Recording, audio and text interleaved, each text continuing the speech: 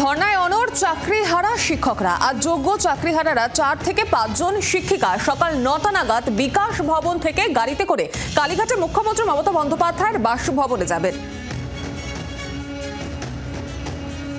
এই মুহূর্তে যে খবরের দিকে নজর রেখেছি, আজ কালীঘাটে যাবেন 4 থেকে 5 জন চাকরিহারা শিক্ষকরা। মুখ্যমন্ত্রীর সঙ্গে দেখা করবেন তার বাসভবনে গিয়ে। একদিকে যখন ধর্নায় অনড় রয়েছে চাকরিহারারা, ঠিক সেই সময় আজই মুখ্যমন্ত্রী মমতা বন্দ্যোপাধ্যায়ের বাসভবনে যাবেন 4 থেকে 5 জন চাকরিহারা শিক্ষকরা।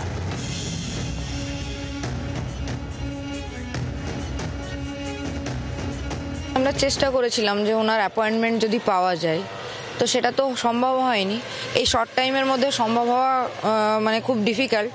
তারপরেও আমরা যাচ্ছি, আমরা জানি না কিভাবে ওনার কাছে পৌঁছানো যাবে।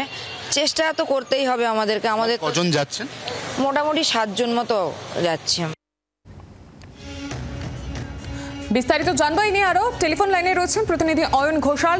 অয়ন, এই মুহূর্তে যে খবর জানা যাচ্ছে যে 4 থেকে 5 জন শিক্ষিকা সকাল 9টা নাগাদ, অর্থাৎ এই মুহূর্তে মুখ্যমন্ত্রী মমতা বন্দ্যোপাধ্যায়ের বাসভবনে যাবেন। কি কি বিষয় উঠে আসতে পারে? দেখো, তারা যেটা মুখ্যমন্ত্রীকে জানাবেন সেটা হচ্ছে 2016 সালে তারা যখন কম্পিটিটিভ এক্সাম দিয়ে যোগ্য শিক্ষক হিসেবে চাকরিতে নিয়োজিত হয়েছেন, তার থেকে অনেক পরিস্থিতি পাল্টে গেছে। এদের প্রত্যেকের এখন সংসার রয়েছে, ঘরের শিশু রয়েছে, তাদের প্রতিপালনের দায়ভার রয়েছে, এবং তার থেকেও যেটা বড় বিষয় সেটা হচ্ছে এরা এখন প্রত্যেকেই শিক্ষকতার সঙ্গে যুক্ত। ক্লাসে শিশুদের পড়ানো আর একটা কম্পিটিটিভ চাকরির পরীক্ষা দেওয়ার জন্য তৈরি হওয়া, দুটোর মধ্যে আকাশ পাতাল তফাৎ রয়েছে। অতএব সবার সাথে জেনারেলি এদের আবার নতুন করে ওই চাকরির পরীক্ষায় বসাটা টেকনিক্যালি সম্ভব নয়, এটা তারা বোঝাতে যাবেন মুখ্যমন্ত্রীকে। 7 জন শিক্ষিকা যাচ্ছেন। শিক্ষিকারা মহিলা এবং মুখ্যমন্ত্রী নিজে মহিলা হয়ে তাদের যে মানবিক আবেদন, এই আবেদনের সাড়া দিয়ে তাদের যাতে আর পরীক্ষায় না বসতে হয় সেরকম কোনো প্রয়োজনীয় প্রশাসনিক পদক্ষেপ নেবেন, এই আশা নিয়েই তারা যাচ্ছেন মুখ্যমন্ত্রীর কাছে। যদিও মুখ্যমন্ত্রীর দপ্তর থেকে জানানো হয়েছে এদের কিন্তু কোনো প্রায়র অ্যাপয়েন্টমেন্ট নেই, অতএব মুখ্যমন্ত্রীর সঙ্গে সরাসরি এদের সাক্ষাতের সম্ভাবনা অত্যন্ত ক্ষীণ। তাও এর একটা চেষ্টা চালাতে এই মুহূর্তে রওনা হয়েছেন কালীঘাটের উদ্দেশ্যে। সৌমি।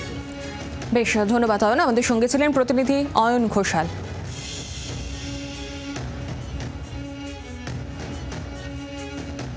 আগের দিনে প্রেস কনফারেন্স করে বলেছেন যে পরীক্ষার জন্য একটা নোটিফিকেশান দেওয়া হয়েছে, কোর্টের অর্ডার মেনেই তিনি নোটিফিকেশান দিয়েছেন বলছেন, সেটা আমি মানলাম। সেখানে তিনি আইনগতভাবে কিছু হয়তো করছেন, কিন্তু আমাদের যে বর্তমান পরিস্থিতি, যে মানসিক এই বিপর্যয়, একটা এরকম একটা শখ আমাদের, মানে আমরা এখন তার মধ্যে রয়েছি।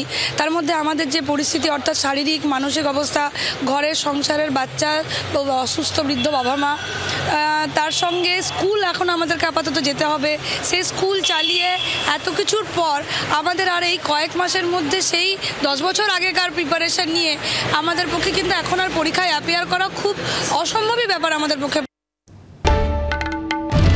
বাংলার আওয়াজ, বাঙালির আবেগ, জি 24 ঘন্টা।